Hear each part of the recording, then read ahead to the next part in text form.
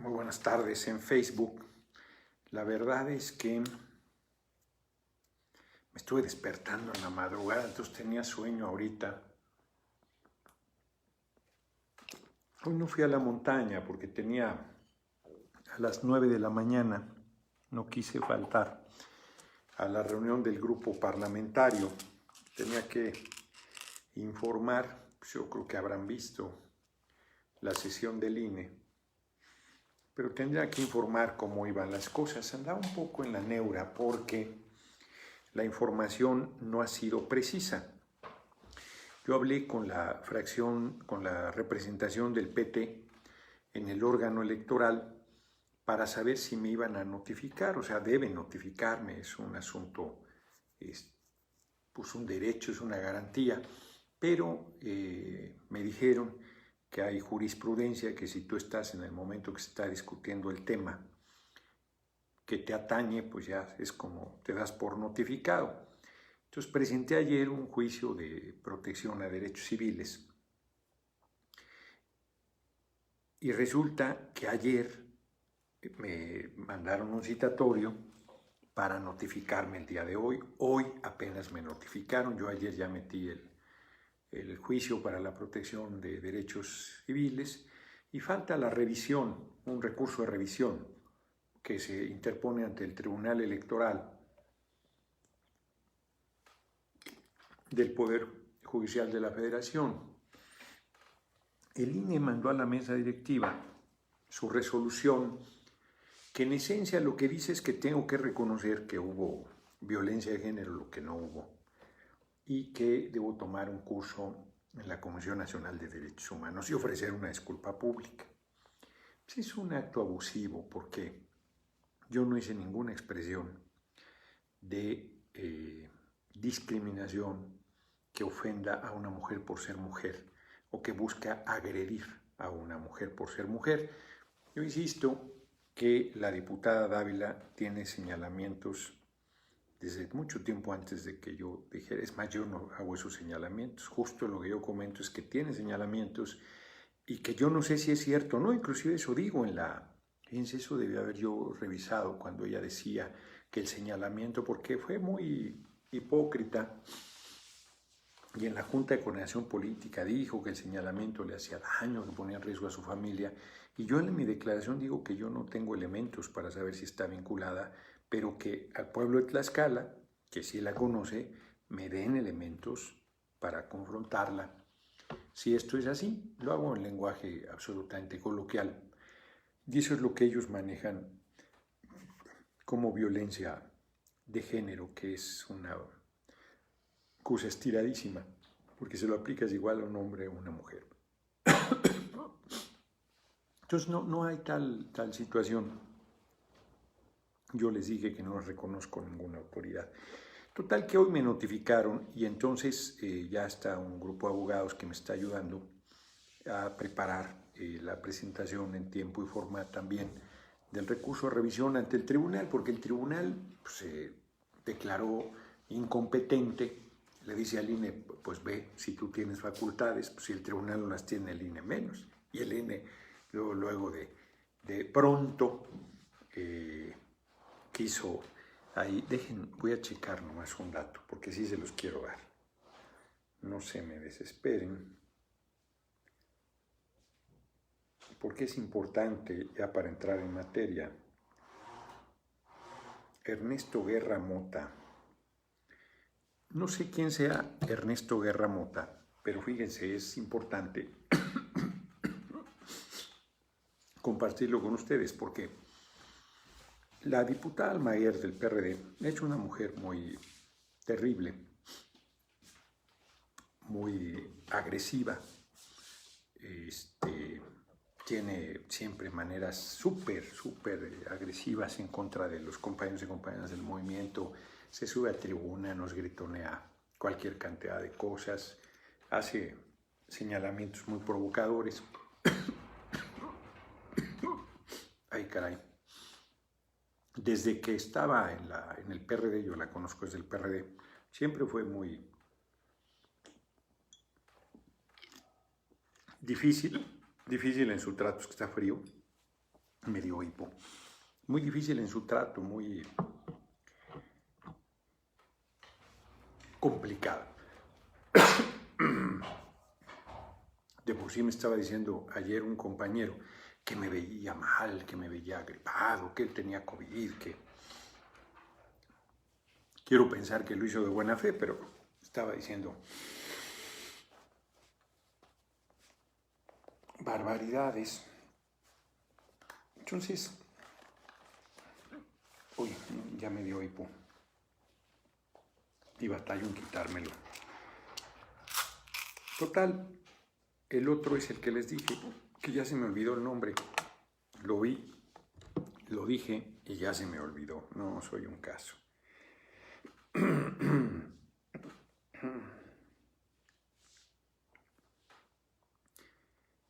De Ernesto Guerra Mota. De Almaguer, pues uno puede esperar cualquier cosa porque el PRD se ha convertido en lacayo. De la derecha le hacen la tarea sucia, hacen toda la parte, le hacen la tarea sucia a la derecha, al PRI y al PAN. Bueno, Almaguer se fue al PRI para que tuvieran un diputado más, que nosotros 4 diputados del PRD se fueron, una fue Almaguer. O sea, me aborrece, ha dicho en tribuna que lo volvería a hacer, que qué bueno, que yo no había llegado a la Cámara, todas estas cosas, ¿no? Es muy, muy agresiva en contra nuestra. Pero bueno, está en la oposición, está en una posición de golpear al movimiento, de golpear a quien se destaque. Al compañero presidente ni les digo las barbaridades que plantea sobre él. Pero este Ernesto Guerra Mota es de Encuentro Social. Se supone, no se supone, es un partido aliado.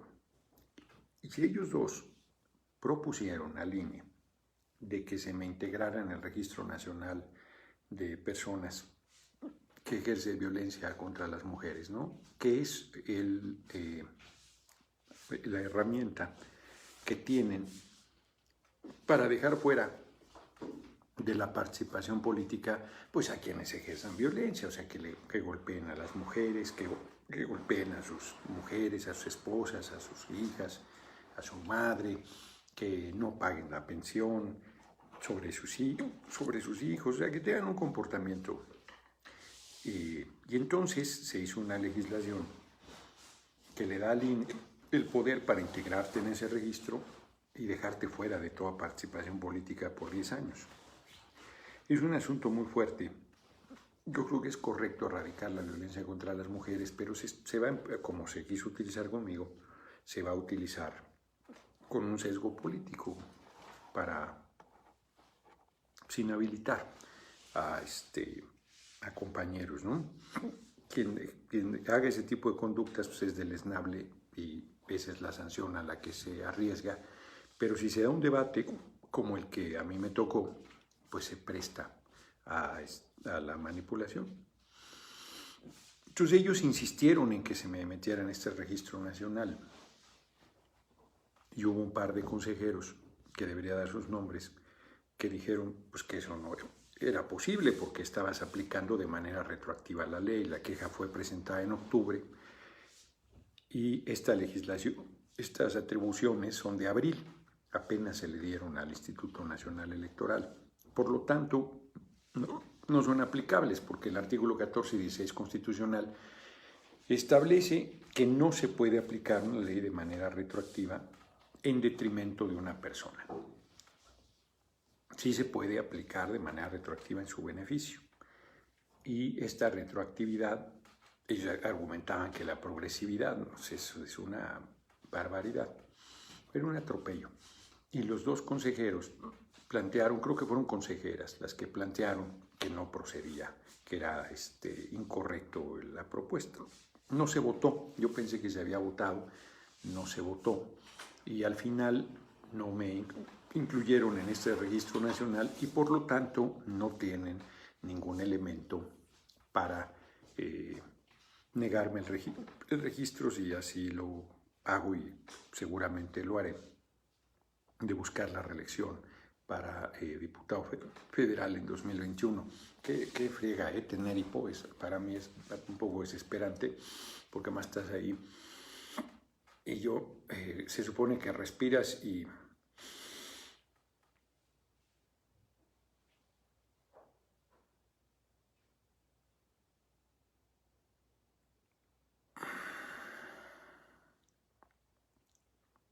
aguantas la respiración y se te quita, y acto seguido te da el hipo. Estaba muy fría el agua, entonces yo creo que fue lo que generó que me diera hipo, como a los bebés que se enfrían y les da hipo. Bueno, total, el INE ya me envió su resolución, ya se está trabajando el recurso de revisión correspondiente y ya la Cámara de Diputados, Dulce María Sauri, ha comentado que recibió la notificación y la turnó al Comité de Ética, que es el único que tendría, pues, entre pares. No pueden sancionar porque el artículo 61 es muy claro de la libertad de expresión y del fuero constitucional. Si algo cubre, es eso, que no te pueden reconvenir y mucho menos sancionar por una expresión.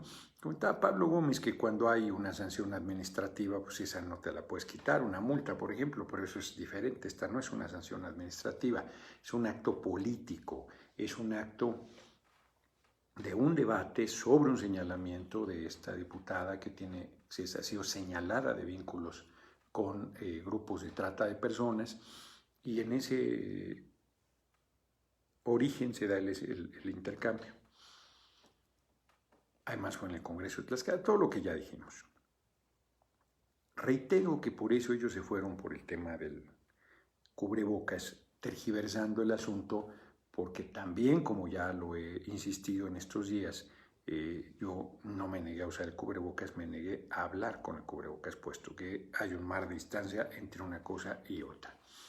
Bueno, ese asunto va. Ayer en la noche, a propósito de este tema, para entrar en materia, me mandó un mensaje la diputada María Roselia Jiménez Pérez, es una diputada de origen indígena, celtal me parece, o tzotzil, no sé de cuál de las dos nacionalidades, no recuerdo en este momento.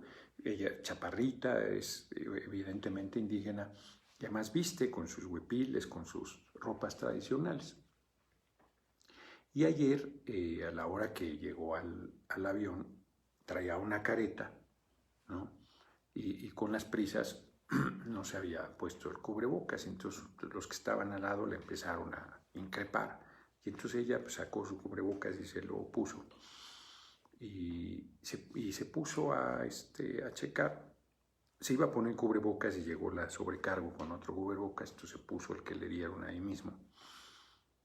Y se puso a checar en su teléfono y no se dio cuenta que se le fue bajando. Y le quedó la nariz descubierta. Traía la careta y el cubrebocas aquí. Y entonces los tipos estos la empiezan a molestar otra vez. Y entonces la regañan las sobrecargos, y el piloto también un mensaje que si no cumple las disposiciones, ella, pues si lo estoy cumpliendo, traigo hasta la careta. Hay gente que se le baja de repente o se lo baja el cubreboca, está harta de traerlo y nadie la molesta.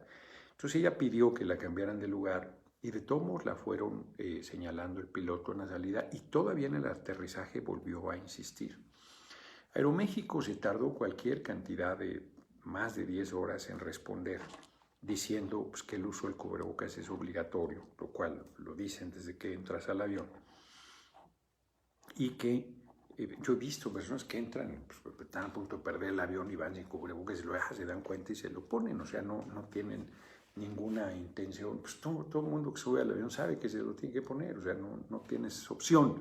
Entonces no hay tal desacato, ni por parte de la compañera, ni por parte del caso concreto que estamos hablando. Y en realidad se le agredió por ser mujer y por ser indígena. Era un acto de racismo, además se le echaron encima gente del vuelo, o sea, muy fregado, muy jodido, muy desafortunado el tema. Entonces yo ayer estuve duro y dale ahí con Aeroméxico, y Aeroméxico no puede salir nada más con que el uso del cubrebocas es obligatorio, porque eso lo sabemos, pero eso no les da derecho a actuar con autoritarismo y con racismo. en contra de una mujer de origen indígena. Muy, muy serio el asunto, ¿no? No es la primera vez que le pasa. Miren, hay una anécdota, lo he platicado aquí. ¿En qué libro está? Yo creo que en Juárez y su México, del Ralph Roeder. Juárez era presidente de la corte, lo encarcela Comonfort, porque lo invita a sumarse al golpe de Estado que Comonfort se da a sí mismo.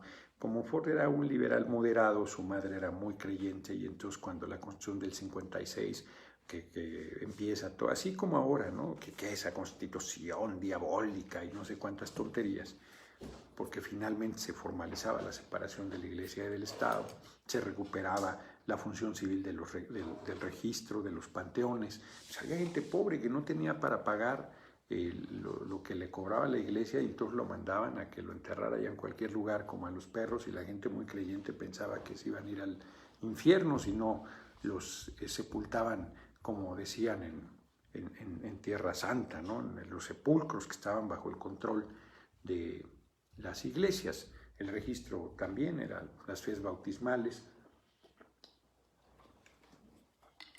Todo había que pagarlo. La iglesia tenía una concentración de riqueza muy importante, hacía las veces de banco con un nivel de usura muy fuerte. Total, se da la separación de la iglesia y del Estado, y Comonfort se da un golpe de Estado a sí mismo, y luego lo desconocen, pues lo usan y luego lo tiran a la basura.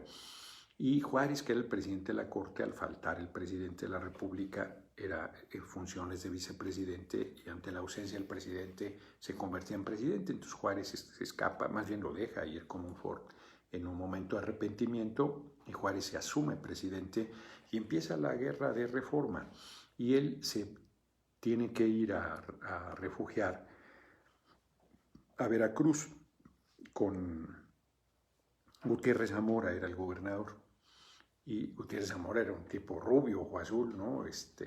Blanco, gobernador de Veracruz, liberal. Los liberales no se hacían bolas con el asunto racial, y reconocen en Juárez al líder y al presidente de la República, que tenía origen indígena. Y entonces, en un día ahí donde está quedándose en Veracruz, le preparan el agua para que se bañe el presidente, y Juárez sale y se empieza a asear, y la mujer que hace el aseo lo ve y lo empieza a agarrar literal a trapazos, a toallazos. Órale, indio, cabrón abusivo, que está usted usando el agua del presidente. Y ya el otro, pues ya se había acabado más o menos de asear, y ahí se va, ¿no? De los chingazos que le están poniendo. Y al rato aparece ya con su levita muy formal, y todos presidente, presidente, y la mujer se quiere morir. Presidente, perdón, yo no sabía que era el presidente. ¿Por qué cuento esta anécdota? Porque a Juárez le han de haber tocado cualquier cantidad de actos de discriminación brutales. Siglo XIX, imagínense, si hoy lo estoy diciendo, una diputada federal les vale madre, la tratan a patadas porque es de origen indígena. Imagínense en el siglo XIX, terrible. Entonces, no es correcto que pues, la gente se tenga que acostumbrar a que la estén discriminando, que la gente tenga que apechugar que hay gente ignorante con prejuicio que cree que por su color de piel menos morena, o por no ser asumida indígena. Hay un libro de México Profundo de Guillermo Bonfil Batalla,